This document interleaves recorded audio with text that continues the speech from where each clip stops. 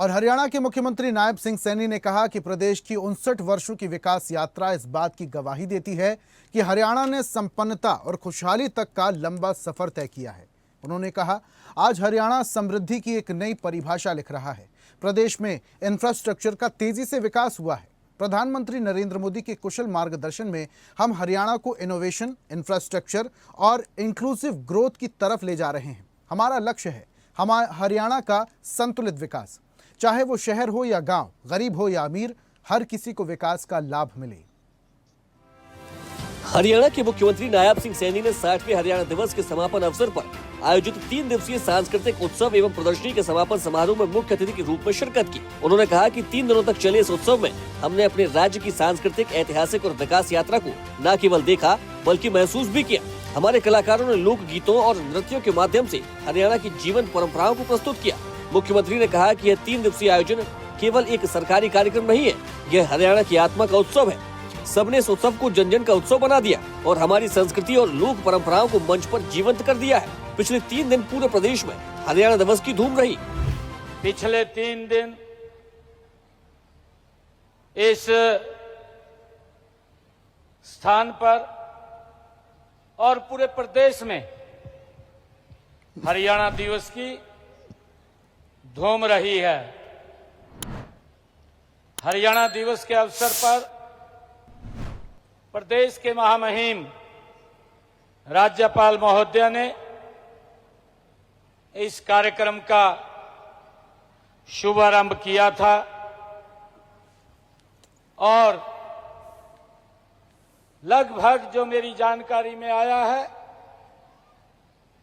जो एग्जीबिशन भी यहां लगी है, पिछले 3 दिनों में 1 लाख से ज्यादा लोग यहां पर आए हैं। मैं सभी को बहुत बहुत बधाई देता हूं, शुभकामनाएं देता हूं। मुख्यमंत्री ने कहा कि इसी माह हिंद की चादर नवम पातशाह श्री गुरु तेग बहादुर जी के 350वें शहीदी दिवस के उपलक्ष्य में प्रदेश भर में अनेक कार्यक्रम आयोजित किए जा रहे हैं। 25 नवंबर को उनके शहीदी दिवस पर राज्य स्तरीय समारोह का आयोजन कुरुक्षेत्र में होगा। नवंबर माह हमारे लिए आध्यात्मिकता की तरंगों में सराबोर होने का समय है। हम सब के लिए ये बहुत ही खुशी का दिन भी है कि इस माह हिंद की चादर नवम पातशाह गुरु तेग बहादुर जी की भी 350वें शहीदी दिवस के उपलक्ष्य पर प्रदेश भर में सांस्कृतिक अनेक कार्यक्रम वो चल रहे हैं। 25 नवंबर को उनके शहीदी दिवस पर राज्य स्तरीय कार्यक्रम का आयोजन भी कुरुक्षेत्र में होगा। नवंबर माह हमारे लिए आध्यात्मिक तरंगों का ये सरोवर होने का समय भी है।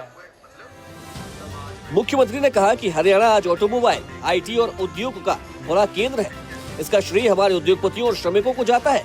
हमारे इंजीनियर और योजनाकार सराहना के पात्र हैं, जिन्होंने यहाँ बहुत ही उत्तम व अत्याधुनिक इंफ्रास्ट्रक्चर विकसित किया है। आज प्रदेश में चमचमाते चौड़े राजमार्ग, एक्सप्रेसवे, रेल मार्ग व मेट्रो रेल का जाल बिछा है। उन पर बने अनेक ओवरब्रिज व फ्लाईओवर जनता का जीवन सुगम बना रहे हैं। साथियों, हमारे उद्योगपतियों और श्रमिकों को इस बात का श्रेय जाता है कि हरियाणा आज ऑटोमोबाइल, आईटी और अन्य उद्योगों का एक बड़ा केंद्र बना है। हमारे इंजीनियर और योजनाकार सराहना के पात्र हैं, जिन्होंने यहाँ बहुत ही उत्तम व अत्याधुनिक इंफ्रास्ट्रक्चर विकसित किया है। आज यहाँ चमचमाते चौड़े राजमार्ग, एक्सप्रेसवे, रेल मार्ग व मेट्रो मार्ग, मेट्रो रेल का भी आज जाल बिछा है। उन पर बने अनेक ओवरब्रिज व फ्लाईओवर जनता का जीवन सरल और सुगम करने का काम आज हो रहा है। मुख्यमंत्री ने कहा कि युवाओं को बिना खर्ची पर्ची के सरकारी नौकरियां देने की हमारी नीति की देश भर में चर्चा है। हरियाणा देश का पहला राज्य है जिसने नई राष्ट्रीय शिक्षा नीति को लागू किया है। उन्होंने कहा कि राज्य के चहुमुखी विकास में महिलाओं की बराबर की भूमिका रही है। आधुनिक काल में हरियाणा की महिलाएं उत्पादन, विनिर्माण और विभिन्न उत्पादों के विपणन का काम पूरी दक्षता के साथ कर रही हैं। देश व विदेश में उनकी प्रतिभा की धाक है। और ऐसी ही ताजा खबरों के लिए लाइक, फॉलो और यूट्यूब पर सब्सक्राइब कर बेल आइकन जरूर दबाइए और हर अपडेट के लिए विजिट कीजिए स्वदेशलाइव.com।